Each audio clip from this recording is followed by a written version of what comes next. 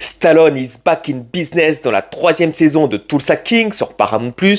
Tous les épisodes sont disponibles. Cette série, on le voit Stallone jouer un mafieux italien de New York qui prend le pouvoir dans la petite ville de Tulsa King est un pur kiff depuis la première saison. Même si ça jouait beaucoup plus sur la différence entre références et action 90s et la manière d'être aujourd'hui, un peu moins au fil des saisons, ça reste quand même hyper sympa à regarder, un vrai régal de voir Stallone en costard flashy, toujours à la cool, gros cigare en bouche, devenir de plus en plus le boss. Alors il y avait déjà un peu moins d'action dans la deuxième saison, là il y en a quasiment plus, on sent que Stallone est trop âgé maintenant et ne peut plus faire grand chose.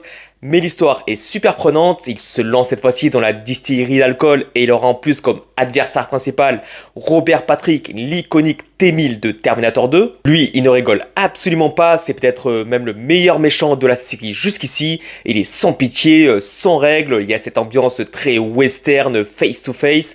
Et il est un vrai danger pour Stallone qui va le pousser dans ses retranchements. Comme la série ne peut plus faire d'action, elle compense en trouvant des situations inattendues, plein de revirements. Il y a cette vibe de jeu d'échecs, de prise de pouvoir et de business très sympa. Certains personnages secondaires ont leur petite histoire, leur petite évolution, d'autres personnages sont plus mis en retrait, c'est un peu dommage. Mais globalement, cette série me fait penser à ce qui se rapproche le plus d'un GTA en live action. Toute cette petite famille slash équipe de gangsters qui n'ont rien à voir les uns avec les autres. Un mafieux italien, un cowboy fatigué, un gangster rappeur, un botaniste de plantes vertes, etc. Mais qui sont tous soudés parce qu'ils évoluent tous ensemble, ça forme un microcosme éclectique très fun.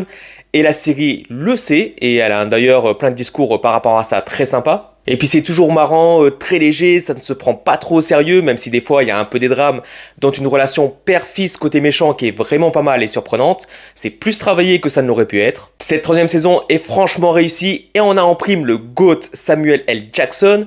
Mais bon, honnêtement, il est plus là en teasing de sa prochaine série Nola King, qui est reliée à l'univers de Tulsa King.